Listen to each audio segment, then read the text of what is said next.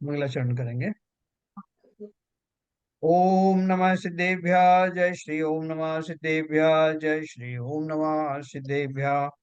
मंगलम भगवान वीरो मंगलम गौतमो गणी मंगलम कुंद कुंदाद्यो जयंदर्मोस्तु मंगलम सर्वमंगल मांगल्यम सर्वकल्याणकारकम प्रधानम सर्वधर्माणां जयनं जयतु शासनम जैनम जयतु शासनम जैनम जयतु शासनम।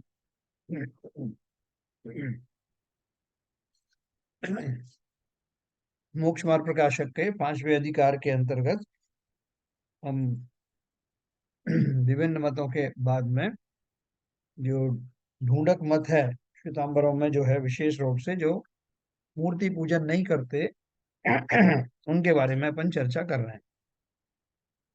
तो कल हमने उनके तर्क भी पढ़े कि वो प्रतिमा का पूजन आदि वो क्यों नहीं करते, या जो द्रव्य आदि हम लोग चढ़ाते हैं वो उनकी नजर में वो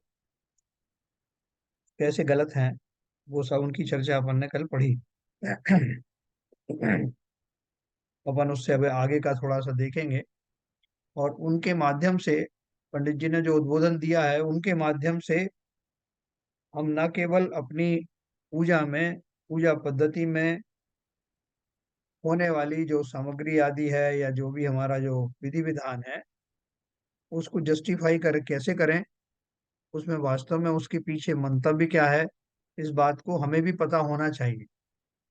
तो जो पंडित जी ने खुलासा किया है, जो तार्किक बुद्धि से उनको जवाब दिया है, वो तार्किक बुद्धि के द्वारा स्वयं को हमें भी ज्ञात होना चाहिए कि हमारी जो पूजा आदि के जो हाँ, जो प्रोसीजर्स हैं उन प्रोसीजर की कैसे हम उनको कैसे जस्टिफाई कर सकते हैं। और साथ में उन पूजा पद्धतियों में जो बीच बीच में बहुत सारी ऐसी चीजें भी आ गई हैं जो कि अवांछनीय हैं, तो उनके बारे में भी अपन जाने।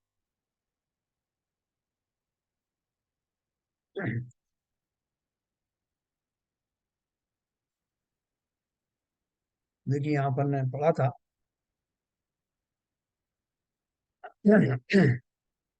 इस प्रकार जो त्यागी ना हो, अपने धन को पाप में खर्चते हों, उन्हें चैत्यालादि बनवाना योग्य है ना। कल अपन बात कर रहे थे, उन्होंने बोला था कि मकान बनाने वाले से चैत्यालय, मकान बनाने की अपेक्षा चैत्यालय बनाना ज्यादा उपयुक्त है। या कोई अगर त्यागी वृत्ति हो तो वो पूरी ये जो है मंदिर आदि निर्माण के कार्य में वो सक्रिय भूमिका नहीं अदा करता, बल्कि सामायिक आदि में रहता है। तो श्रेष्ठ काम है, हमें उनकी जो है वो कंपेयर करना चाहिए कि कौन सा कार्य जो है श्रेष्ठ है जिसमें कम हिंसा है, उस तरह की अपन को व्यवस्थाएं करनी है। जैसे पूजन आदि के बारे में भी बहुत सारे लोगों को ऐसा भ्रम है कि जो व्यक्ति जो है ज्यादा पूजाएं करता है, अब एक व्यक्ति ने अपना पैकेज बना रखा है कि मैं 2 पूजाएं करूंगा और उसके साथ जाप भी करूंगा, स्वाध्याय भी करूंगा, प्रतिक्रमण भी करूंगा। तो उसके मुकाबले में जो व्यक्ति खाली पूजन की ही नंबर बढ़ाता रहता है कि मैं 5 करूंगा, 10 करूंगा और उसके अलावा कुछ नहीं करूंगा, स्वाध्याय भी नहीं करूंगा, जाप आदि भी नहीं दूंगा, प्रतिक्रमण और ये सब भी नहीं करूंगा, तो कंपेयर करके देखिए कि कौन सा काम ज्यादा श्रेष्ठ है। वो ये काम 4 महीने हरी भी नहीं खाते हैं सब। ये है। 4 महीने हरी भी नहीं खाते हैं 4 महीने। हाँ, हरी भी नहीं खाते, बिल्कुल सही है।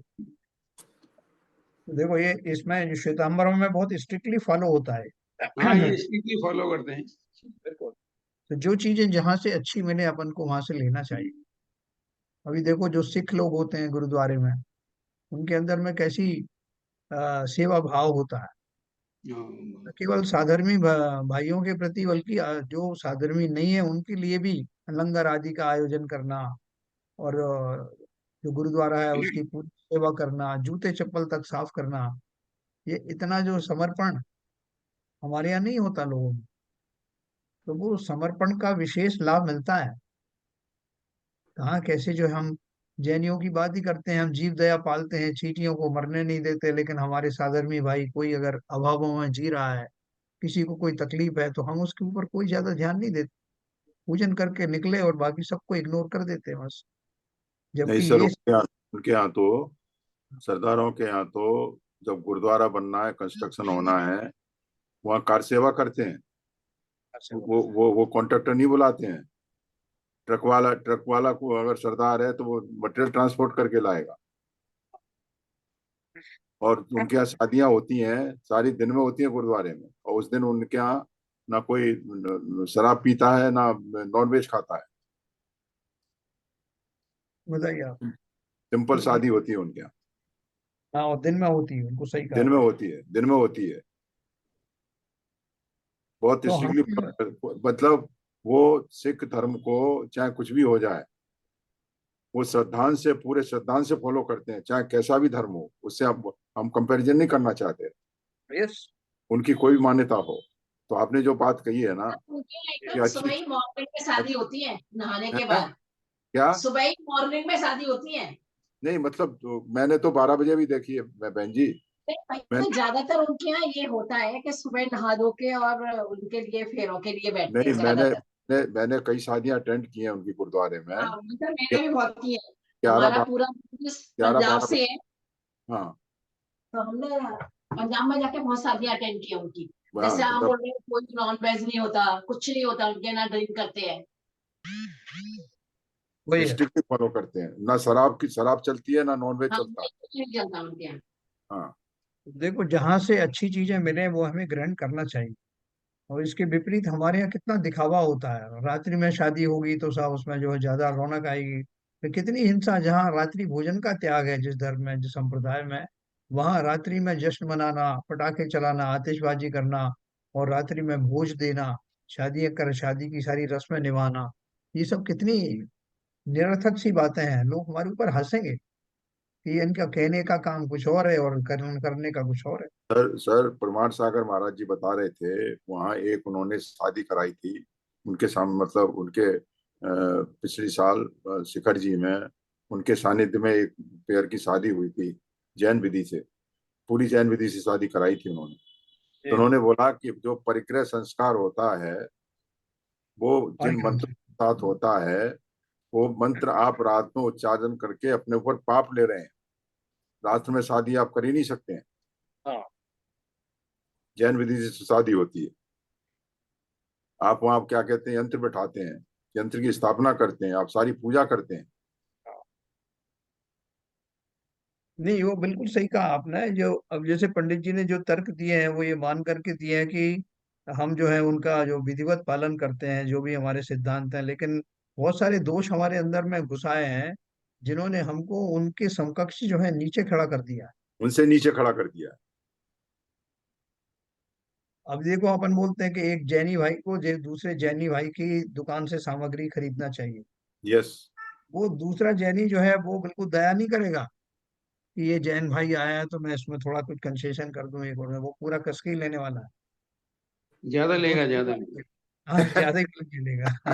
लेगा। तो वो जो खरीदने वाला है वो थोड़े दिन तो देखेगा, फिर वो भी देखेगा अपना जेब कि भैया कहाँ जहाँ ज्यादा जेब कटती है, कहाँ कम कटती है। वो बोले हमने तो सब जैनियों को खूब देखा है, हम तो इसी उद्देश्य से गए थे, लेकिन वहां हमने देखा कि हमें और ज्यादा महंगी चीजें मिलती। तो ये जो हमारे आचरण है, उन आचरणों में ऐसा आपको दिखाई देगा नहीं कि जो हम कह रहे हैं वैसा ही करते हैं। खाली मात्र पूजन आदि कर लेने से, विधान कर लेने से, अभिषेक करने से कोई वास्तविक जैन नहीं बन जाता। जैनों के सिद्धांत तो देखो। हो सकता है कि बहुत सारे अजैन लोग हमसे बेहतर सिद्धांत का पालन कर रहे और भाई हो। साहब समझदार बात तो ये है, 50-50, 60-60 आदमियों में शादी के अंदर अगर दिन में खाने वाले देखे जाए तो एक या दो, मुश्किल से वो 2-3 आदमी मिले। ये शर्मनाक बात है कि जिस धर्म के अंदर रात्रि भोजन का त्याग है, उस धर्म के अंदर मॉब की मॉब जैन की खड़ी हुई है, रात में लगे हुए हैं खाने में। और मैं ये अगर काउंटिंग किया जाए कितने आदमी दिन में खाने वाले हैं, वे दिन में खाने की इनकी तैयारी कर दो दिन में, तो मालूम पड़ा 4 आदमी भी मुश्किल से निकल के गए, 4 आदमी की काउंटिंग करने पड़ेंगे। सही कह रहे हो आप। और लोग उनको बड़ी हे दृष्टि से देखते हैं, यार वो सब दिन वालों को निपटा दो जल्दी से। हाँ, निपटाओ, निपटाओ क्या, कुछ सुबह का रखा हुआ कोई दे दो उनको यार। सर, बाबूजी, आपको आउट ऑफ द कंटेंस एक इंसिडेंट बताता हूँ। आप आगरा में उनको जानते होंगे, पीएनसी वालों को, हाँ पीएनसी वालों को, हाँ हैं प्रदीप जी, हाँ वो एमडी जैन कॉलेज के वो अध्यक्ष हैं, हम्म। और उनका छोटा भाई वहाँ का मेयर है, और काउंसिल ऑफ हाँ वो मेयर। जानता हूँ मैं, उनके उनके हुआ हूँ, मैं देखा। ठीक है, ठीक है। उनके उनके खुद के लड़के की शादी थी मेरे साले की लड़की के लिए, और उनकी पहली कंडीशन ये थी कि रात को 11 बजे बारात चढ़ेगी। लो साहब। ठीक है, और रात में 12 बजे 1 बजे खाना हुआ, और सोनागिर में अधिवेशन हुआ। वहां पर अधिवेशन पे मैंने स्टेज पे बोला, स्टेज पे वो बैठे हुए थे स्टेज पे, मैंने बोला कि समाज के चौधरी जैन समाज में होते हुए रात को कंडीशन डालते हैं 11 बजे हम भोजन करेंगे, वो बारात चढ़ेगी। जब यही करते हैं तो हमारे समाज का क्या होगा? बिल्कुल सही कह रहे हो, वो बड़ी यह नहीं कहा शर्मनाक बात जाए, है भाई साहब। समझे? वो मेरी तरफ देख रहे थे, पूरी समाज सुन रही थी, पूरा हजारों लोग बैठे हुए थे, समझे? तो मैं बता रहा हूँ कि ये हमारे जो कुरीतियां हैं, जो जैन साहब कह रहे हैं, हमारे अंदर ऐसी कूट कूट के संस्कारों में भर गई हैं कि इनका निकालना अब बड़ा मुश्किल हो रहा है सर। सही कह रहे हो भाई साहब। इसलिए देखो, जो जो हम शास्त्र पढ़ रहे हैं, वो पंडित जी ने दोनों पक्षों को संबोधित किया है। जब वो श्वेतांबरों को जस्टिफिकेशन दे रहे हैं कि भाई ऐसा नहीं है, ऐसा नहीं है, और हमारे यहाँ क्यों इतना है, तो वो हमारी अंदर जो कुरीतियां जो हैं, उन कुरीतियों को भी इनडायरेक्टली बताते जा रहे हैं साथ साथ में। बिल्कुल बिल्कुल बिल्कुल, वो तो ये तो निष्पक्ष शास्त्र है। हाँ। हमें अपने विवेक से इसको समझना चाहिए कि हम कहाँ कितने पानी में। यस। तो देखो, अभी जो बात कर रहे थे कि जो शिखर जी में मैंने देखा, उसमें अपनी आंखों से देखा कि एक मुनि बने हुए मुनि के वेश में है, और वो जो लोगों से के दान ले रहे हैं, उनको रसीदें काट रहे हैं खड़े होके। वो अपने आप को किस तरह से बिजी रखे हुए थे, तो रसीद काट रहे, दान राशि वगैरह कट्टा लेके बैठे हुए अपने आराम से। और उनसे चर्चा की तो वो पूरी अपने घर गृहस्थी के बारे में बात कर रहे हैं। कहने का अर्थ ये है कि मात्र जो है वो वस्त्र त्याग कर देने से कोई मुनि होता नहीं। इसलिए जो अपनी जो पहले जो चर्चा चली थी कि वो जो विद्वान है, पंडित हैं, जो देखते हैं कि ऊंची भूमिका धारण करने के बाद में अगर किंचित भी नीचापन हुआ तो जगत में हंसी होगी, धर्म का उपहास होगा। इसलिए अपने परिणामों को भली प्रकार से परखें कि मेरे परिणाम किस लेवल के चल रहे हैं, उस हिसाब से आचरण करें। ये सारे लोग हंसी उड़ाएंगे कि देखो साहब, ये जैन मुनि है, ये क्या कर रहे हैं। तो जब तक हमारे वैसे भाव ना हो, वैसी विरक्ति ना हो, तब तक नीचे की भूमिका में रह करके और प्रयत्न करें ऊंची भूमिका धारण करने। सर्वत्र ऐसा ही करना है। श्रावकों में भी कितनी कैटेगरी हो सकती है कि हम जैसे अभी तक, पहले हम शुरू शुरू में मंदिर ही नहीं आते थे, चलो मंदिर आना शुरू किया। मंदिर आने के बाद में फिर मंदिर में क्यों आते हैं, मंदिर की सार्थकता क्या है, जिन प्रतिमा का स्वरूप क्या है, जिनेन्द्र देव के क्या गुण हैं, देव शास्त्र गुरु किसे कहते हैं, ये सारी बेसिक चीजें हमको समझनी पड़ेंगी। आज कितने लोग हैं जो मंदिर में भी आते हैं और हम इससे ही संतुष्ट हो जाते हैं कि चलो मंदिर तो आया था, इतने मात्र से संतुष्ट हो, लेकिन वो मंदिर तो आ रहे हैं, पूरा जीवन निकाल दिया, उससे आगे बढ़ा क्या? हम ही कहीं कहीं बढ़े नहीं आगे। नहीं, उसकी सबसे बड़ी लिमिटेशन हमारी जो मैनेजमेंट कमेटी है, हम अपना ड्रेस कोड का मैसेज नहीं डाल पा रहे। क्यों? कि जो आ रहे हैं वो भी नहीं आएंगे। कम से कम इतने लोग मंदिर के दर्शन के लिए तो आ रहे हैं। ये मजबूरियां देखो, हम किस किन मजबूरियों में हम अपना धर्म पालन कर रहे हैं। अभी देखो, गुरुद्वारे में जो जाते हैं उनका जो ड्रेस कोड है, बहुत स्ट्रिक्ट ड्रेस कोड है। और बिल्कुल फिर स्ट्रिक्ट भी है। जाते हैं, दूसरे धर्मों के लोग भी जाते ही हैं, उस ड्रेस कोड का पालन करते हैं। यस, सर पे कपड़ा बांध के जाना है, नहीं तो आप घुस ही नहीं सकते हो। मैं एक और बात कहना चाह रहा था। ये बात मैं ये बोल रहा था कि हम लोगों में ये तो सब जो बात चल रही है वो तो है कॉमनली, और वो धीरे धीरे ठीक भी हो रही है बहुत से लोगों में। लेकिन एक जो बुराई है कि हमारी पोलाइटनेस, मैं जैसे बहुत समाज में देखा, इतने ऐसे करोड़पति, इतने बड़े बड़े करोड़पति देखे, इतने पोलाइट रहते हैं, इतने पोलाइट रहते हैं कि पूछो मत। हमारे यहाँ किसी के पास थोड़ा सा भी धन संचय ज्यादा हो जाए, थोड़ा सा वाह भी बढ़ जाए, वाह तो वाह। वो इतने अनपोलाइट और इतने ज्यादा मतलब उजड्डता से बात करना, उजड्डता से समाज में बैठना, बड़े बड़े चिल्लाना, किसी को कुछ समझना नहीं, बड़े बूढ़ों की इज्जत नहीं करना। वो पता नहीं, मेरे को कभी भी ऐसा लगता है कि ये वाला गुण हमारे यहाँ इतना लेकिन क्यों है। मतलब बहुत से लोग, और ये मैंने काफी अक्सर देखा है। मैं काफी, जैसे अजमेर समाज में रहा, आगरा समाज में रहा, जैसे मुंबई में भी मैं ज्यादा घुसा नहीं, लेकिन सुनाई में पड़ ही गए हैं कुछ खबरें। तो ये जो एक जो पोलाइटनेस रहती है ना, कि आदमी के साथ में, पैसे के साथ में, और अच्छे मतलब एक बढ़ोतरी के साथ में एक पोलाइटनेस आती है, जो सबको बड़ी समता से और अच्छे से बात करना, वो अपने यहाँ क्यों मिसिंग हो रहा है, वो भी एक ध्यान रखने वाली बात है। नहीं, बहुत बढ़िया बात कही, ये वास्तविक बात है। जो जो पैसे के साथ में गंभीरता आना चाहिए, मैच्योरिटी आना चाहिए, उसकी जगह वो जो जो अभिमान का जो अहंकार का भाव जो पैदा होता है, वो इसका सबसे बड़ा कारण है।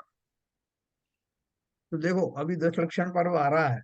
10 लक्षण पर्व में हमारे यहाँ ये 10 लक्षण धर्म के जो बताए हैं, कि वो लक्षण अगर जीवन में दिखाई दें तो समझो कि धर्म प्रविष्ट हो गया। उनमें से कोई भी तो जो है लक्षण नहीं आता। अभी जो आपने चर्चा करी उसमें जो है, मान जो है हमारे यहाँ कितना जो है उसका विष बताया है। मान महा विष रूप, करहि नीच गति जगत में, कोमल सुधा अनूप, सुख पावे प्राणी सदा। ये हम हर बार जब भी 10 लक्षण आता है, खूब राग राग से गाते हैं और संगीत के साथ गाते हैं। किसको सुना रहे हैं हम? कि भाई औरों को बता रहे हैं कि भाई मान नहीं करना, लेकिन खुद नहीं। हम तो गा रहे हैं साहब, हम बता रहे हैं दूसरों। कितना बढ़िया उत्तम धर्म के हम धारी हैं, जो पंडित जी ने जिसकी बार बार प्रशंसा की उसमें। लेकिन ऐसे संप्रदाय में उत्पन्न हम अवश्य हुए, लेकिन उन सिद्धांतों को हम वास्तव में उनकी कद्र करते नहीं। हम जानते नहीं कि ये सिद्धांत हमारे धर्म का भाग है। और ये खाली ऊपर ऊपर रिचुअल्स के लिए नहीं है, ये हमारी पर्सनैलिटी के अंदर आना चाहिए। जैसा ये शैलेंद्र जी कह रहे हैं कि जैसे जैसे हम, ऐसे वृक्ष होता है, जब फलों से लद जाता है तो विनम्रता से नभ जाता है, झुक जाता है। ऐसे ही जो वास्तव में गुणों के धारी होते हैं, उनकी विनम्रता का क्या कहना। तो देख के ही लोग कहते हैं कि अरे ये विनयवान व्यक्ति है। सबसे बड़ा गुण तो विनयवान होना ही है। और वो विनयवान इसलिए और हो गया है कि वो गुणों का भंडार है। भाई साहब, ये बात कहूंगा इसमें, जी। माफ करना मुझे, इसके लिए हम समाजी दोषी है। हाँ। समाजी दोषी इसलिए है कि वो जो जिनको हम पैसा वाला समझते हैं, वो अगर हम में से ही किसी आदमी की बेइज्जती करते हैं तो वो उनका बहुमान करते हैं। अरे वाह, क्या बात कह दी। तो आप देखिए, आपने तो देखा, हाँ, आप हमारे साथ आपने आपके आपको मैं क्या कहूँ, आपको तो याद होगी। जी हाँ। तो अब आप देखिए, बजाय बजाय इसको सभी सभी समाज इकट्ठा होकर के उसे लताड़े कि तुमने किस आदमी से क्या कहा है, बजाय इसके अरे वाह वाह, क्या वाह भाई भाई, आपने तो मजाक कर दिया। ये this is the weakness of the, ये हमारे समाज की कमी है। सही बात। पैसे वालों की कमी नहीं है। तो anyway, ये आओ तो जी, सिद्धांत उल्टा हो गया यहाँ पर। सिद्धांत उल्टा हो गया। हम उसके लिए भी दूसरों को दोषी ठहरा रहे हैं। मैं ये बात कह रहा हूँ कि सबको अपना अपना देखना है, बाकी ऐसी अरे समाजें वो होंगी। तो सिद्धांत है और ही हाँ, शैलेंद्र जी, बिकॉज वो क्या होता है ना संविधान कि तो। ये जो चीजें हैं ना, हम एक दूसरे की बात करें ना तो मतलब कोई इसकी लिमिट नहीं है, वो चलती जाएगी। हर आदमी जिसके घर में, परिवार में जो भी बच्चे पढ़ रहे हैं, जो भी बच्चे बड़े हो रहे हैं, या जिनके पास में थोड़ी संपदा आ रही है, तो उनको कभी भी हमको यही शिक्षा देनी है, अपने घर में शिक्षा देनी है कि भाई विनम्र बनो, विनम्र रहो, बड़े से इज्जत से बात करो, बड़े से बिल्कुल भी गलती नहीं होनी चाहिए, बिल्कुल भी आपसे जरा सी भी बात नहीं निकलनी चाहिए। यदि वो गलत भी बोल दें तो चुप लगा जाओ, बोलो मत। ये जो ये सब विनम्रता बात आप हमको अपने घर फंडामेंटल में कह रहे हैं। सिखानी है, अपने अपने बच्चों को सिखानी है, खुद को सीखनी है। ये हाँ, नहीं शैलेंद्र बिल्कुल जी, सही। ये बात देखिए फंडामेंटल ही देखिए, है। सही बाबूजी, कह रहे हैं आप। बाबूजी, आपने जो बात कही ओवरऑल, थोड़ा टाइम जरूर लग रहा है विवेचन के लिए। समाज तो जिम्मेदार है, मगर समाज किसकी बनती है? हाँ। समाज समाज। हमारी, हम लोगों की बनती है। और सौ की बात ये अभी जो शैलेंद्र जी ने कही, अपने अंतर्मन में झांक के देखो, हमने अपने बच्चों को क्या दिखाया है। सामाजिक रूप से पब्लिक के सामने हम, हमारे बच्चे किस तरह से बिहेव करते हैं, हमारे बच्चों का आचरण क्या सा रहता है, हमारे बच्चे कैसे, उनको हम क्या सिखा रहे हैं। तो पहली जिम्मेदारी हमें अपने ऊपर लेनी पड़ेगी। हमें अपने अंतर्मन में देखना पड़ेगा, हम क्या सिखा रहे हैं, हम कैसे आचरण को पालन कर रहे हैं। फिर समाज अपने आप उसको पकड़ेगा कि तुमने इस आदमी को ऐसा क्यों बोला। असली असली जड़ जो कही है वो शैलेंद्र जी ने कही है, उसके सही ऊपर देखो बात हम है, ऐसा काम करें। अच्छा है वो कि तो सभी की मैं बात तो है खुद ही कह रहा हूँ, फंडामेंटली जो बात तो सही आई है। हाँ, नहीं ये तो बात उस तो है ही है क्या उसमें अपना। उसमें हमें अपना इंट्रोस्पेक्शन करना चाहिए कि हमने बच्चों को क्या सिखाया और बच्चों ने सही किस बात, जगह किस टाइम पे क्या मिस्टेक की, उसका हमने क्या करेक्टिव एक्शन लिया। ये कोई नहीं करता सही है। बात, सही बात है, बिल्कुल सही बात। चलिए आगे चलेंगे अपन। देखो उन्होंने जो बात कही थी कल कि मंदिर अगर बनाना है और घर बनाना है तो उनमें से कौन सा आप चूज करेंगे, हिंसा की अपेक्षा से वो बात कर रहे हैं। तो बहुत सारे जीव ऐसे होते हैं कि मंदिर में खर्च तो बहुत किया उन्होंने, बहुत शान से मंदिर बनाया, लेकिन खुद के रहने के लिए एक छोटा सा कमरा, एक छोटा सा जो है मकान बना करके संतुष्ट हो गए। तो वो ऐसे व्यक्ति जो है वो सिद्धांत को जानते हैं कि जहाँ धर्म की प्रभावना होनी है वहाँ धन भी खर्च हो जाए, मेरा समय भी जाए, कोई दिक्कत नहीं, लेकिन मेरे रहने के लिए इस पर्याय में कितने दिन रहना है, और पर्याय भर के लिए मकान बनाने के लिए इतना जो है आकंठित रहना, इतना ज्यादा आक्रांत रहना, इतना विषादित रहना, उसी में मन लगाए रखना, ये कहाँ तक शोभा देता है, ये पर्याय कितने दिन की है। तो इसलिए उन्होंने बोला, इस प्रकार जो त्यागी ना हो, अपने धन को पाप में खर्चते हो, उन्हें चैत्यालादि बनवाना योग्य है। कि आपके बीच में बहुत सारे जो ऐसे लोग भी होंगे जिन्हें पूजन पाठ करना नहीं आता, जिन्हें और दूसरे सिद्धांत भी नहीं आते, लेकिन उन्होंने मन में एक चीज ठान रखी है कि जो मंदिर बनेगा तो मैं अपना सर्वस्व लगा दूंगा। तो अपन उनसे ये कहें कि भाई साहब आपको जो सिद्धांत तो पता नहीं है, आपको धर्म के बारे में एबीसीडी आती नहीं है, और आप चले हो मंदिर बनवाने के लिए, धन खर्च करने के लिए, तो वो बात जो है सामयिक सामयिक नहीं है।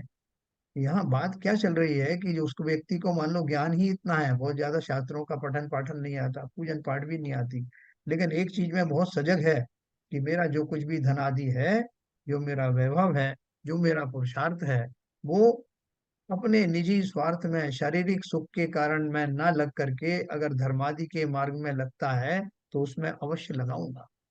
तो इस रूप में तो वो प्रशंसनीय ही है। यस। इस प्रकार जो त्यागी ना हो, अपने धन को पाप में खर्चते हो, उनके मन में आता है कि अगर ये पैसा मैं इसमें नहीं लगाता तो मैं शराब पीने में, जुआ खेलने में और दूसरे विषयों के सेवन में जाता, उन्हें चैत्यालादि बनवाना योग्य है। और जो निर्वध्य सामायिक आदि कार्यों में उपयोग को ना लगा सकें, उनको पूजन आदि करने का निषेध नहीं है। ठीक है, जो सामायिक नहीं कर सकते, उतना ऊंचा नहीं है, तो पूजन करें, उसमें कोई हर्ज थोड़ी। और दूसरी बात एक और मैं आपको बताऊं कि हम में से समाज में सब तरह के लोग होते हैं, किसी को पेंटिंग करना अच्छी आती है, किसी को कविता लिखना अच्छा आता है, किसी को शास्त्र पढ़ना अच्छा आता है, कोई जो है वो मंदिर के निर्माण संबंधी अगर कोई कार्य चल रहा है तो उसको भली भांति अपना समय दे करके उसको बहुत गहरे अपनी निरीक्षण के द्वारा उसमें सही कार्य करवा सकते हैं। सबकी अलग अलग योग्यताएं होती हैं।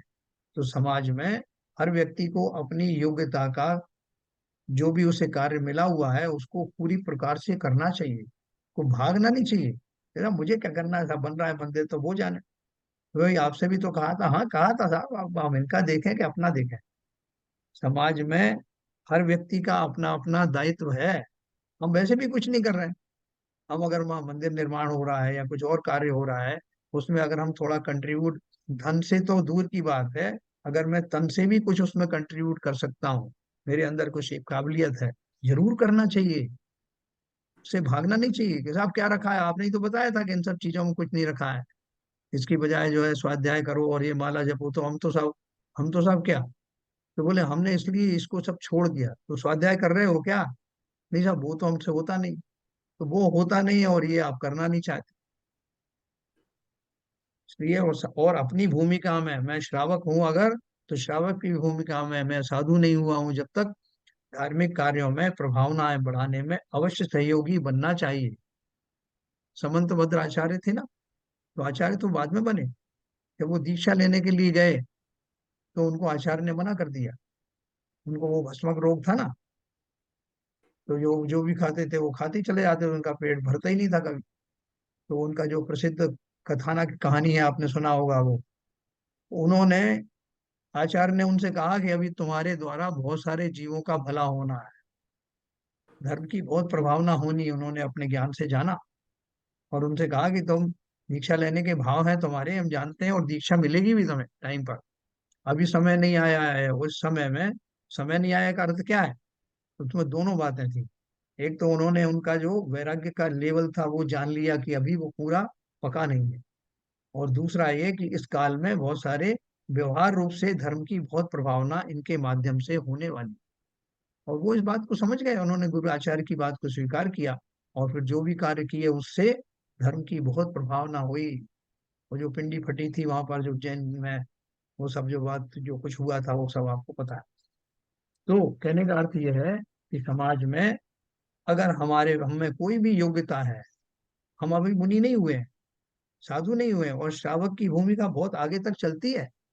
मंदिर आदि का निर्माण कराना, और दूसरे जो है जो किताबें लिखवाना, स्वाध्याय कराना, ये सब जिससे जो बनता है, जिसकी जो काबू में है योग्यताएं, अपनी योग्यताओं का जरूर योगदान देना चाहिए, उससे भागना नहीं चाहिए। ये भी एक कंट्रीब्यूशन है। जैसे आहुति देते हैं यज्ञ की अपनी अपनी, तो छोटे छोटे जो है जीव हैं वो भी आकर के जो है वो अपना जितना उनका बश होता है वो काम करते हैं ना। आपने देखा वो जो राम सेतु बना था जब, तो उनके यहाँ जो कथा आती है कि एक गिलहरी है वो भी एक छोटे छोटे से पत्थर बीन करके ला रही थी पुल बनाने के लिए, जितना सामर्थ्य था। तो हम उसको क्यों उससे दूर भागते? नहीं साहब ये हमारे बस का नहीं है, इसमें हमारे जो है बहुत टाइम वेस्ट होता है, और उसमें साहब क्या कोई वाहवाही तो मिलेगी नहीं, और इसमें बुराइयां ही हाथ लगेंगी, मिलने दो। हमें तो और भी चीजों में तो बुराई हाथ लगती है, वहां तो हम नहीं पैसा कमाने में, तो और दूसरी चीजों में बहुत सारी निंदाएं होती हैं, लेकिन वहां तो हम सब शहर स्वीकार कर लेते हैं।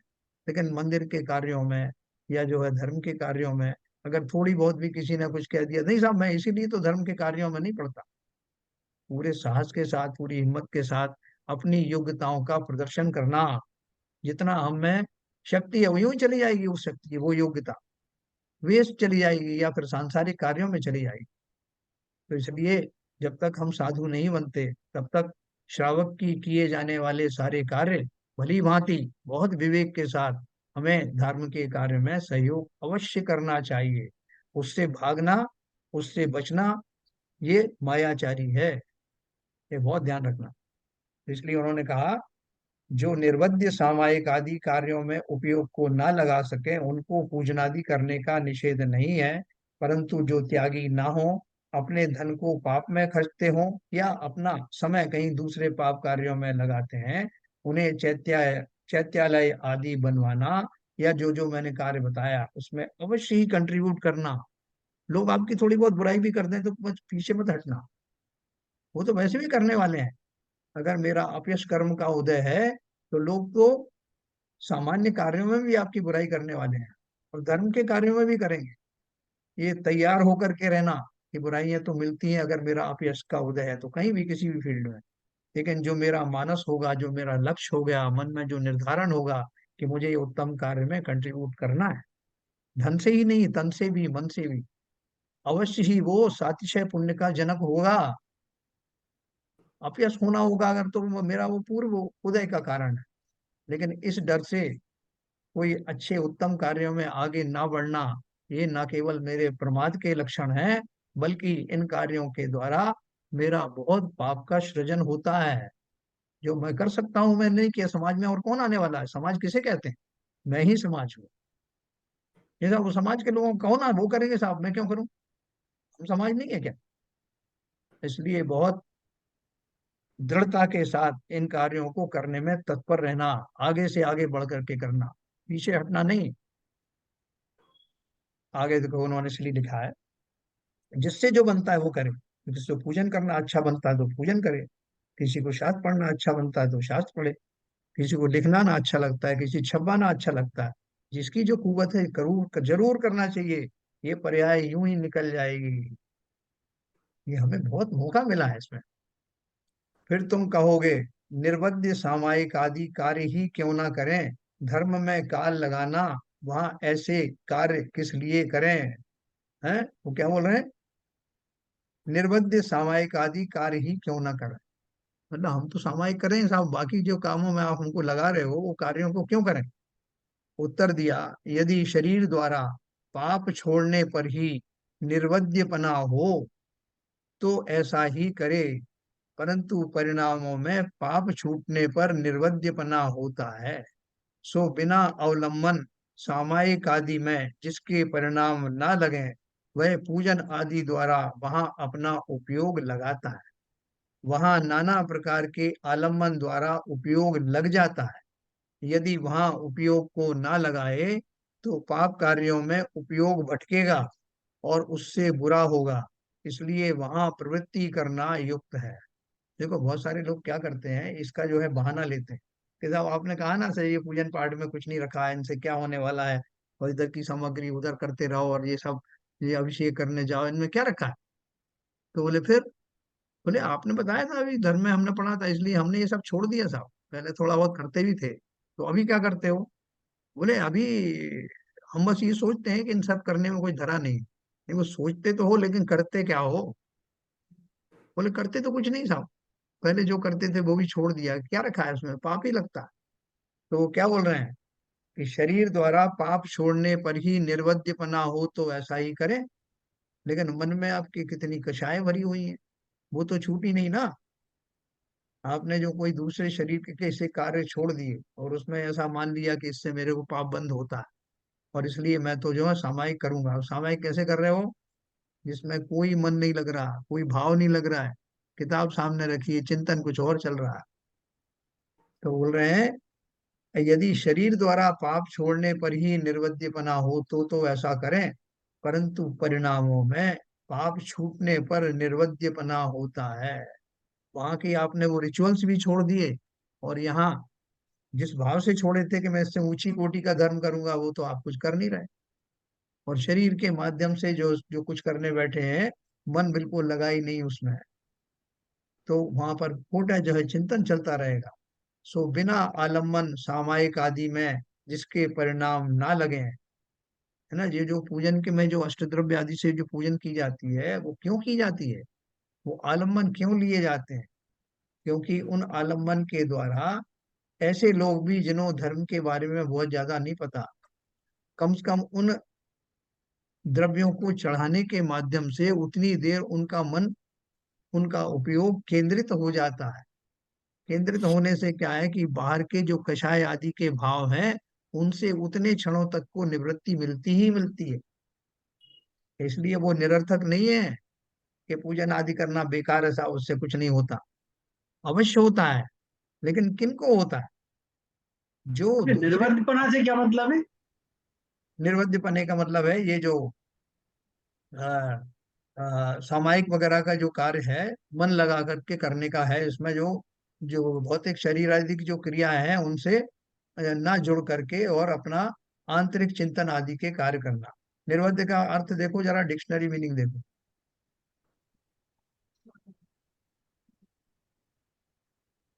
निर्वध्य सामायिक आदि, बहन जी बताइए, निर्वध्य का अर्थ पूरा एक्चुअल में क्या है।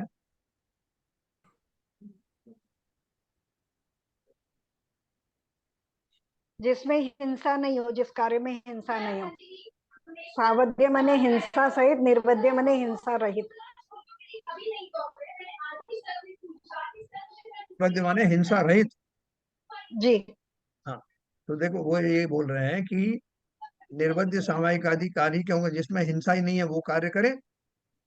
धर्म में काल लगाना मतलब जो बाकी के जो काम है जिनमें किंचित हिंसा होने की संभावना है, वो कार्य क्यों करें। हम तो ऐसे कार्य करें जिसमें हिंसा ही ना हो, ऐसे सामायिक आदि करें। तो बोले अवश्य करो, लेकिन अगर आप वैसा कर पा रहे हो यथा विधि से, जैसा वो किया जाता है। सामयिक आदि कैसे किए जाते हैं, सामायिक करने में मुख्य रूप से भावों की ही मुख्यता होती है। तो भाव तो है नहीं आपके, तो भाव नहीं होने से आप भले ही ये कोशिश कर रहे हो कि ऐसा मैं अहिंसक कार्य करूं जिसमें कोई पाप ना लगे, लेकिन कार्य क्या कर रहे हो, मंदिर में बैठ करके, और आपका मन जो है वो सांसारिक चीजों में भाग रहा है। आपको किसी भी तरह की जो क्रिया है वो सार्थक हो नहीं रही, और आप बोल रहे हो कि मैं तो साहब जो है ऐसा भाव करूंगा, तो वो भाव तो हो नहीं रहे ना।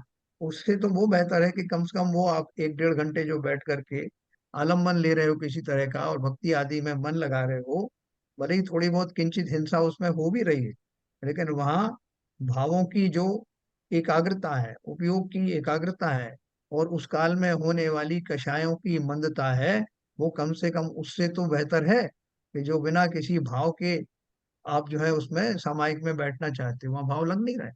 तो ये वो कहना चाहते हैं, धर्म में काल लगाना वहां ऐसे कार्य किस लिए करें। यदि शरीर द्वारा पाप छोड़ने पर ही निर्वध्यपना हो, तथा मैं शरीर की कोई ऐसी क्रिया नहीं करूंगा जिससे हिंसा हो। तो बोल रहे हैं खाली शारीरिक क्रिया नहीं, और मन से, मन में जो भाव आ रहे हैं, खोटे भाव आ रहे हैं, उनके द्वारा ही तो असली हिंसा हो रही है। शरीर के द्वारा तो किंचित होती है, वास्तव में तो मन के द्वारा ही मानसिक रूप से हिंसाएं होती हैं। तो बोल रहे हैं कि अगर शरीर द्वारा पाप छोड़ने पर ही निर्वध्यपना हो तो ऐसा ही करे, परंतु परिणामों में पाप छूटने पर निर्वध्यपना होता है ना। अगर अंदर से भाव शुद्ध होंगे तो ही वास्तव में हिंसा छूटती है। हिंसा का भाव उत्पन्न होते ही, भावों में किसी तरह का विकार उत्पन्न होते ही हिंसा प्रारंभ हो जाती है, ऐसा हमारे यहाँ क्यों कहा। जबकि शरीर रूप से तो मैं कुछ कर नहीं रहा था, किसी को बिगाड़ने का भाव आया नहीं, लेकिन जो हमारा जो नेचुरल जो संतुलन है, उन भावों में थोड़ी भी विकृति आ जाने पर हिंसा प्रारंभ हुई, ऐसा कहा जाता। सो बिना अवलंबन सामायिक आदि में जिसके परिणाम ना लगे, वह पूजन आदि द्वारा वहां अपना उपयोग लगाता है।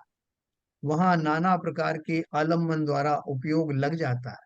आप देखो सवेरे मंदिर में, सभी मंदिरों में जो नर नारी जो आते हैं पूजन करने आते हैं, उसमें 90% ऐसे जीव होंगे जिनको कि धर्म के बारे में कुछ पता नहीं, सिद्धांतों को भी नहीं जानते, लेकिन पूजन बहुत भक्ति से करते हैं। और वो भक्ति में उनको भक्ति भी ज्यादा नहीं पता उनको, कि मैं भक्ति जिसकी कर रहा हूँ उनके क्या गुण है, क्यों कर रहा हूँ। जो किताब में लिखा हुआ है उसको ते चले जाते हैं, शब्द जो लिखे हैं वही पढ़ लिए बिना उनका अर्थ जाने भी करते हैं। तो एक हिसाब से तो अपन बोलते हैं कि ऐसा करने से क्या फायदा, ऐसी पूजन करने से क्या फायदा। वो किस अपेक्षा से कहते हैं, वो अपेक्षा ये है कि जब कर ही रहे हो तो और अच्छे प्रकार से करें तो और लाभ हो। लेकिन जो अगर नहीं भी कर पा रहे हैं किसी कारण से, उनकी दशा ऐसी नहीं है, ज्ञान ऐसा नहीं है, तब भी घाटे का सौदा नहीं है। वो 1-1.5 घंटे बैठ करके जो भी भाव से करेंगे उसमें निश्चित ही कषाय मंद होंगी।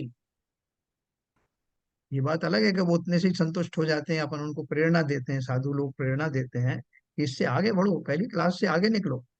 वो एक अलग पहलू है। लेकिन जो कर रहे हैं वो सर्वथा निरर्थक नहीं है। नहीं साहब, उससे तो हम अच्छे हैं साहब। क्या अच्छे हैं, और ना तो हम मंदिर जाते हैं साहब और ना कोई पूजन वूजन करते हैं। तो आपने तो बताया कि ऐसी पूजन करने से क्या फायदा, जिन्हें देव के गुणों का पता नहीं है, पूजन क्यों कर रहे हैं पता नहीं है, अर्घों का क्या सार्थकपना है ये पता नहीं है, वो कर रहे हैं पूजन। हमने छोड़ दिया साहब ये सब, ना हम पूजन करते ना अभिषेक करते। करते क्या हो, बोलो कुछ नहीं करते साहब, सवेरे घूमने जाते हैं, मॉर्निंग वॉक करते हैं, बढ़िया मस्ती से नाश्ता करते हैं और घूमते हैं, दोस्तों से बातचीत करते रहते हैं। तो सोच के देखो कि इन सब क्रियाओं में, और वो किंचित की जाने वाली, भले ही वो उतनी ज्यादा सार्थक पने से पूजन नहीं हो रही, लेकिन हो रही ना, उतने काल में सांसारिक कार्यों से कुछ ना कुछ तो कटाव होता ही होता है। इसलिए कुछ ना करने से कुछ करना अवश्य ही आवश्यक है। और एक बार आएंगे तो कहीं पूजन के भाव, अभी वो विद्यासागर महाराज बता रहे थे ना कि वो मिथ्या दृष्टि देव जो है वो सम्यक दृष्टि देवों की चर्चा सुन करके बहुत लाभान्वित हो जाते हैं।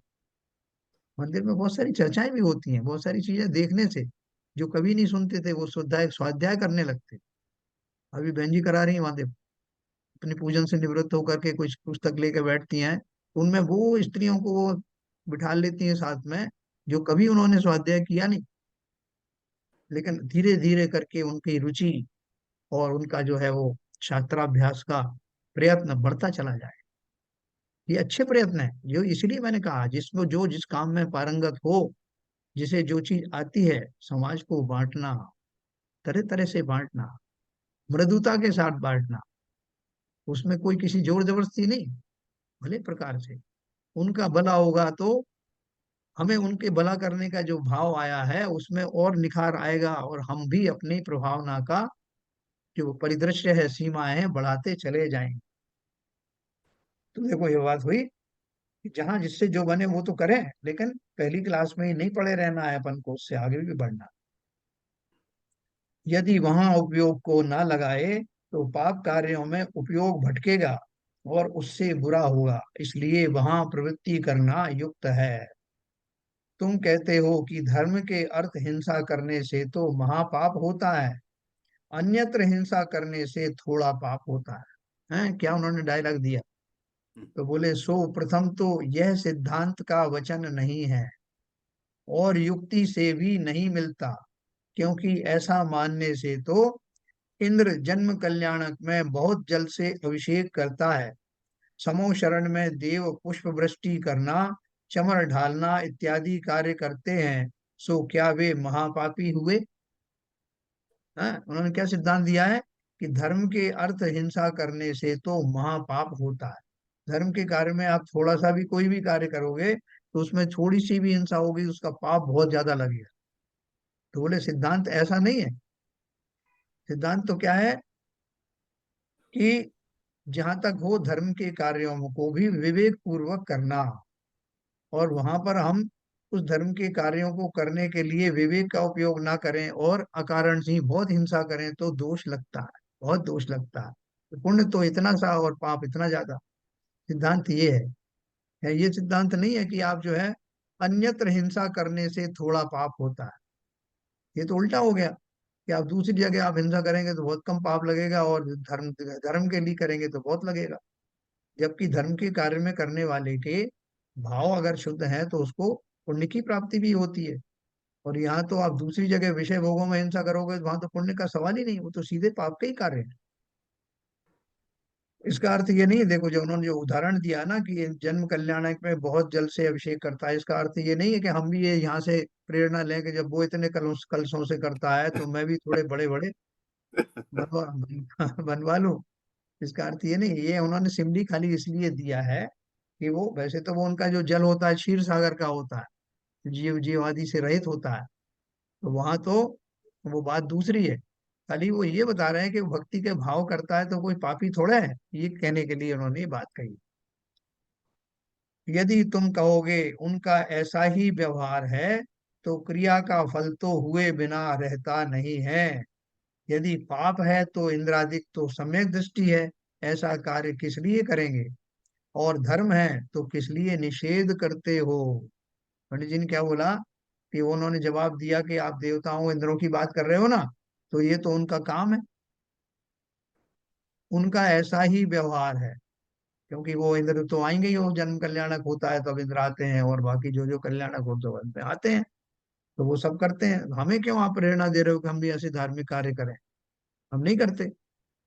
तो उनके लिए उन्होंने बोला उनका ऐसा ही व्यवहार है तो क्रिया का फल तो हुए बिना रहता नहीं। अगर इंद्र ने भी ऐसा कार्य किया है तो उसको फल मिलेगा कि नहीं। तो बोले अगर वो पाप है, ऐसे कार्य करना पाप है, तो इंद्र ऐसे कार्य क्यों करेगा, वो तो सम्यक दृष्टि है।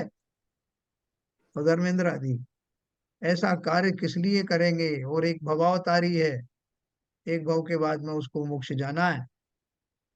और अगर वो धर्म है तो किस लिए निषेध करते हो। फिर वो तो उनका धार्मिक कार्य है तो उनको मना नहीं कर सकते, अगर धर्म के लिए कर रहे हैं तो।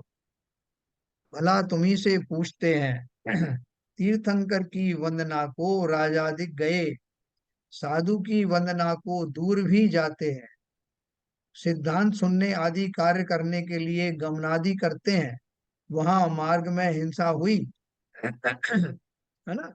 जब वो जाते हैं शंका समाधान करने के लिए जाते हैं, या जो है वो राजा अपने पूरे दल बल के साथ जाता है, तीर्थंकर के समुशरण में जाता है, वंदना करने जाते हैं, तो किंचित हिंसाएं तो होती हैं, लेकिन उस हिंसा के अनुपात में उसका जो है वो भाव कैसे थे, कितना उनको जो है, कितनी उसके साथ में वो गए राजा। जिस दिन से सोचा कि मुझे जाना है तीर्थंकर के समूह में जाना, उस दिन से ही उत्सव जैसा मनने लगता है, उस दिन से ही भावों में शुद्धि आना शुरू हो जाती है। और उस वहां तक पहुंचते पहुंचते तो भावों की अत्यंत विशुद्धि और बहुत भक्ति पूर्वक जाते हैं, तो सतत पुण्य की प्राप्ति होती रहती। और उसके मुकाबले में जो कुछ गमनादि में हिंसा हुई होती है, सिद्धांत मना नहीं करता, लेकिन वही वाली बात जो कल अपन ने कही थी कि अपन सब बनिए है ना, तो किसमें ज्यादा लाभ है और किसमें ज्यादा नुकसान है, वो अपन को देखना। तथा साधर्मियों को भोजन कराते हैं, साधु का मरण होने पर उसका संस्कार करते हैं, साधु होने पर उत्सव करते हैं। कोई साधु बनता है तो श्वेतांबरों में तो बहुत ज्यादा होता है, उत्सव मनाते हैं, रथ चलाते हैं, उनको बहुत कुछ करते हैं। इत्यादि प्रवृत्ति अब भी देखी जाती है, सो यहाँ भी हिंसा होती है, परंतु यह कार्य तो धर्म के ही अर्थ है, अन्य कोई प्रयोजन नहीं है। देखो अभी इतनी ज्यादा, अब ये सुधा सागर महाराज आए या बहुत सारे महाराज आए, उनका मंगल कलश वगैरह स्थापना होनी थी, तो मार्ग में लोगों ने बहुत ढोल और बजाए बजाए और बहुत उनका उत्सव मनाया। ठीक है, तो उसके पीछे भाव क्या था? धर्म की प्रभावना हुई। इसके विपरीत हम जो है वो शादी विवाह करते हैं, तो वो जगह जगह उसको घोड़ी पे बिठाल करके और नाच गाने हो रहे हैं रात में, और स्त्रियां, घर की स्त्रियां, समृद्ध घरों की स्त्रियां सड़क पर जो है वो, पहले बाजारू औरतें जिस तरह नृत्य करती थी, आज शाम में जो कर दी। वो कहीं बहुत बढ़िया आया था कि पहले के जमाने में घर की स्त्रियां भोजन बनाती थी और बाहर से भाड़े पर लाई हुई स्त्रियां नृत्य करती थी। अब उल्टा हो गया, बाहर की जो समृद्ध स्त्रियां हैं वो सड़क पर डांस करती हैं और भोजन बनाने वाली स्त्रियां दूसरी होती हैं। ये सब पलट गया मामला। और उसके पलटने के पीछे क्या है कि इस संस्कृति के हम अंधानुकरण करने लगे। हम ये जानते नहीं कि हमारी मर्यादाएं क्या थी। जिन स्त्री की जो है एक झलक भी लोग देख नहीं पाते थे, वो जो है सरेआम वहां पूर्ण नृत्य करती हुई दिखाई दे रही। वो बोल रहे हैं कि इसकी बजाय अगर आपके अंदर में कोई नृत्य कला है, शरीर में ऐसी शक्ति है, भावों में ऐसी पराकाष्ठा है, धर्म के प्रति अनुराग है, तो धर्म की प्रभावना के हेतु की जाने वाले इस तरह की जो सवारियां निकल रही हैं, साधु का जो गुणगान हो रहा है, कोई घट यात्राएं निकल रही हैं, उनमें दिखाओ ये सब प्रदर्शन। बाकी ये फूहड़ दिखाने का, इसमें अपने शरीर अंग प्रत्यंग दिखाने का ये क्या भाव है? न केवल कुशीलता का पालन करना है, बल्कि दूसरे जीवों के अंदर में विकार उत्पन्न करने का और भी ज्यादा पाप लगता है। तो बोल रहे हैं कि ये इन कार्यों में, अगर आपको जो प्रभावनादि कार्यों में अगर किसी तरह का आप थोड़ी बहुत हिंसा होती भी है, लेकिन वहां आपका भाव, उत्कृष्ट भाव ज्यादा है, तो वो करने योग्य है। लेकिन विवेक पूर्वक करना कि हिंसा कम से कम हो, उसकी परवाह किए बिना नहीं, कि ऐसा होती तो होने दो, हम तो धार्मिक कार्य कर रहे हैं, ऐसा ही नहीं। नीचे बहुत सारे जीव पड़े हैं, सड़क पर चल रहे हैं और हम वहां नृत्य कर रहे हैं, नहीं साहब, हमसे वहां भी बचना है, मार्ग को शोधन करना है, ऐसे मार्ग से निकलना है जहाँ इस तरह के ज्यादा हिंसाएं ना हो। यह कार्य तो धर्म के ही अर्थ है, अन्य कोई प्रयोजन नहीं है। यदि यहाँ महापाप होता है, तो पूर्व काल में ऐसे कार्य किए उनका निषेध करो। मन शास्त्रों में पढ़ते हैं ना, तो इस तीर्थंकर पुराण पढ़ते हैं और दूसरे जो ग्रंथ पढ़ते हैं, तो किया कैसे कैसे राजा ने उत्सव किया, राज के आगमन पर कितना जो है उन्होंने वो किया। तो वो सब पहले का जो है इस तरह के हैं, वाक्य हैं। और अब भी गृहस्थ ऐसा कार्य करते हैं, उनका त्याग करो। तथा यदि धर्म होता है, तो धर्म के अर्थ हिंसा में महापाप बतलाकर किस लिए भ्रम में डालते हो?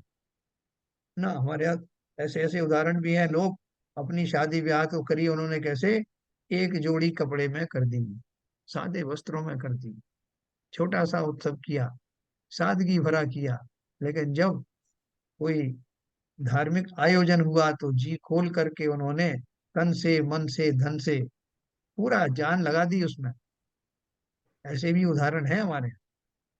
और उसके उल्टे तो विपरीत पा ही जाते हैं कि धर्म के कार्यों में कम कम से कम 10 बार सोचेंगे साहब कि 500 दें कि 1000 दें साहब। और अगर 1000 दिए हैं, तो पूरे परिवार का नाम लिखा दूं अभिषेक में, एक भी नहीं छूट जाए कहीं। है, छोटे छोटे बच्चे तक, गर्भस्थ शिशु तक की भी बात करने लग गए लोग, कि उसके जो है वो कोई निर्बाध रहे, उसके लिए शांति धारा। हाँ, सब 1100 दिए, कोई मजाक है क्या? सबका नाम बोलना, एक भी छूट नहीं जाए। तो हमारा क्या क्या उद्देश्य है? वहां तो हम धर्म के जो मार्ग में जो कह रहे हैं उसे धर्म का मार्ग, वो वास्तव में कितना राग है। ये हमें ज्ञान होना चाहिए कि हम ये पैसा लगा रहे हैं किस कार्य में लगा रहे हैं, अपनी प्रशंसा कराने के लिए लगा रहे हैं, अपने शरीर के कष्टों के निवारण का जो भाव रख करके मुख्य रूप से कर रहे हैं।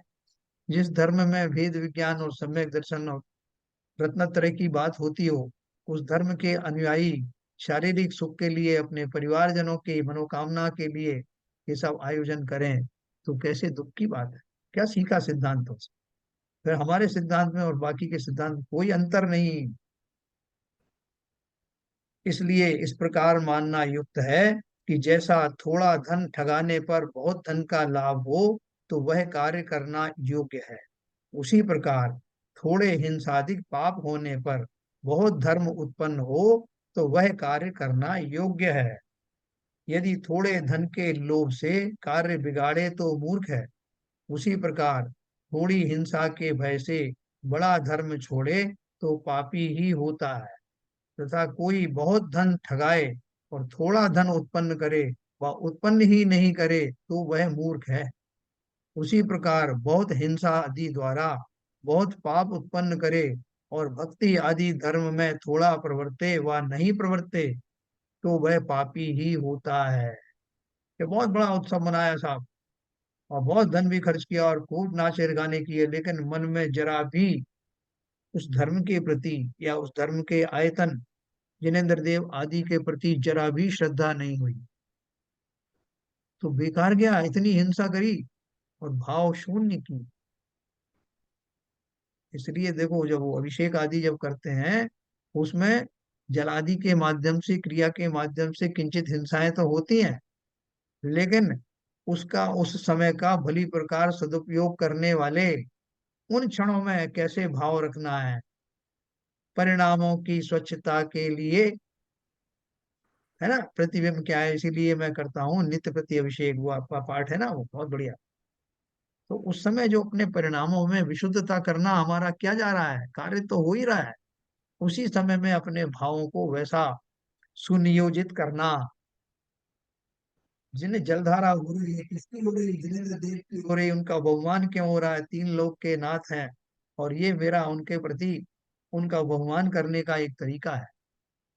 उस समय बजाय और क्रियाओं में झपटने के इधर उधर, मैं इसके पहले ये कर दूं, पहले वो कर दूं, सीधा अभिषेक हो रहा है तो उसमें जुड़ जाना, उन भावों के साथ जुड़ जाना, उन जिनेंद्र देव की स्तुति मन ही मन करने लगना, तो जितना लाभ होगा वो 10 प्रतिमाओं को छूने में भी नहीं होगा।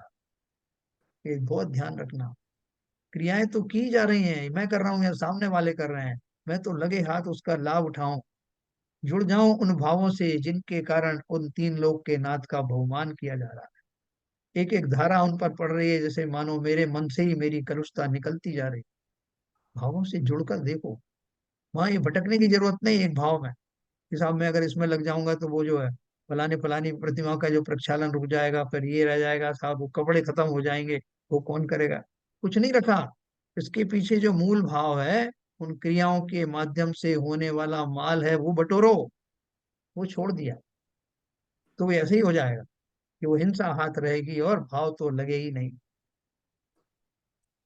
जिस प्रकार बिना ठगाए ही धन का लाभ होने पर ठगाए तो मूर्ख है, लाभ कुछ हो ही नहीं रहा, उसी प्रकार निर्वध्य धर्म रूप उपयोग होने पर सावध्य धर्म में उपयोग लगाना योग्य नहीं है। आगे की लाइन पढ़ी आपने, वो क्या बोल रहे हैं, जिस प्रकार बिना ठगाए ही धन का लाभ होने पर ठगाए तो मूर्ख है।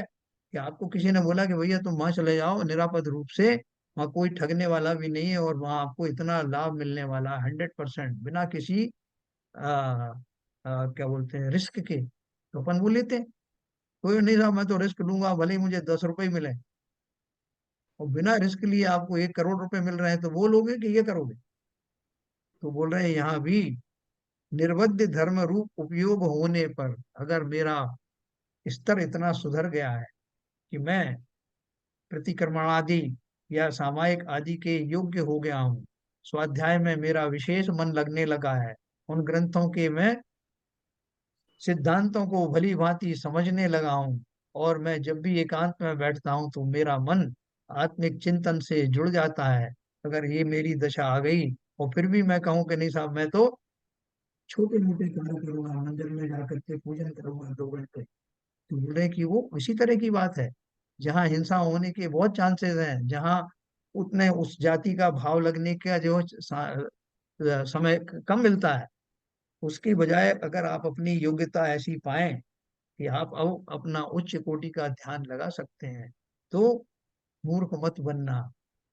इसलिए अपने परिणामों की देखभाल करना, अपने भावों को टटोलना और मैं जिस योग्य हूं वैसा काम करना।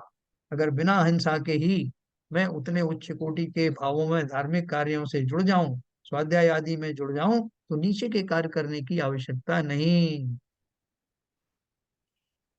इसका अभ्यास करना, पहली क्लास में पढ़े नहीं रहना है, आगे की क्लास में जाना। इस प्रकार अपने परिणामों की अवस्था देखकर जो भला हो वो करना, परंतु एकांत पक्ष कार्यकारी नहीं। है ना, आप अपने आप को परख के देखो कि आप कहाँ खड़े हो। अगर कुछ नहीं हो रहा है तो उससे यही अच्छा है कि मैं थोड़ा बहुत पूजन आदि करूं। लेकिन अगर उससे बेटर आपके भाव हो रहे हैं और बेहतर धर्म आप कर सकते हो तो बेहतर करो।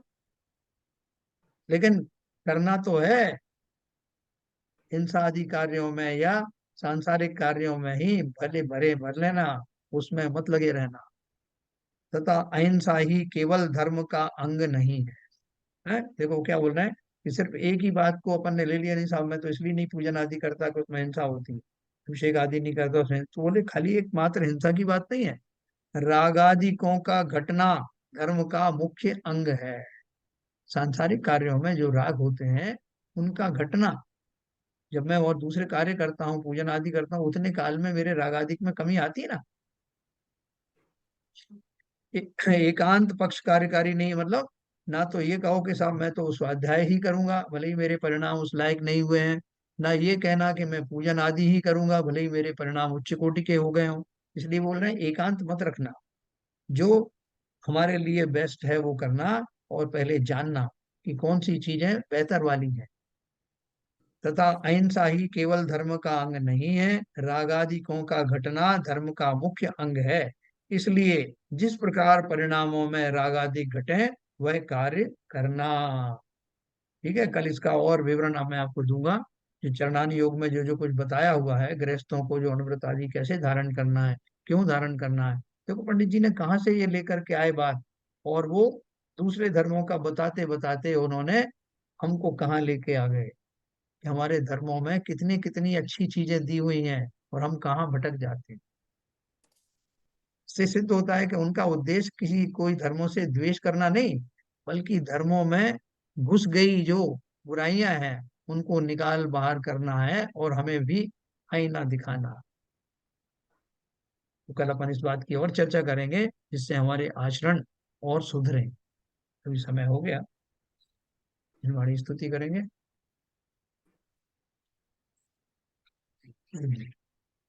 चलिए ललित जी। नित्यतम नाश वे को ज्ञान के प्रकाश वे को आपा पर भास वे को भानु शिव खानी है। हो द्रव्य जान वे को बंध विधि भान वे को स्वपर पिछान वे को परम प्रमानी है। अनुभव बताए वे को जीव के जताए वे को काहू न सताए वे को भव्य और आनी है। जहाँ तहाँ तार वे को पार के उतार वे को सुख विस्तार वे को यही जिन वाणी है। हे जिन वाणी भारती तो हे जबोधन रहन, जो तेरी शरणा गए सो पावे सुख चैन। क्या वाणी के ज्ञान से सूझे लोकालो, तो वाणी मस्तक धरो सदा देते हैं धो, सदा देते हैं धो। जिनवाणी माता की जय।